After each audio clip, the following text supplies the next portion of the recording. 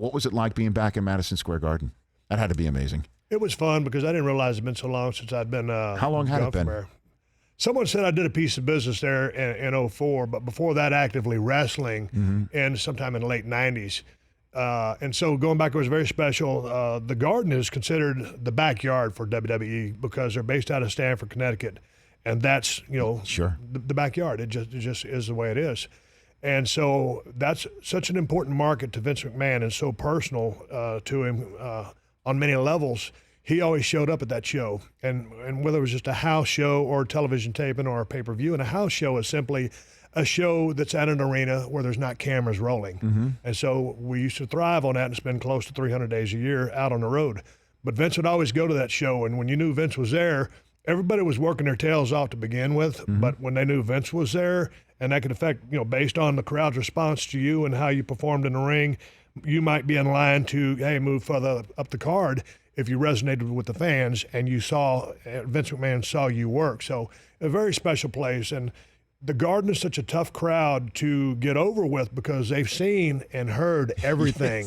Yes, rich history of wrestling there. So, I thought you were talking about the Knicks. I'm sorry. No. My bad. I'm sorry. I didn't know. But it's a tough crowd. Sure. And if you can get over in front of that crowd, they will love you or hate you or respect you for the rest of your career. Do you have any good memory from Madison Square Garden? Oh, yeah, man. Your favorite one? Yeah, well, going back to a match I had with Bret the Hitman Hart, who meant so much to my career, because he handpicked me to come back from a knee injury that he was coming back from. And so we had a really solid match. But other than that, working a high-profile match at SummerSlam called Highway to Hell with The Undertaker, in which, for the first time in my life, I was knocked out in the middle of a match in front of 20,000 people live on pay-per-view. And I remember when I got knocked out, I was laying there on the mat, and I looked up, and Earl Hebner, the referee, is looking down. He goes, "God dang it, boy." He goes, "You okay?" And I looked up at him, and I see him, and I see the ceiling of Madison Square Garden. I said, "Where am I?" He goes, "God dang it, boy, you in the Garden." So I'll never forget it.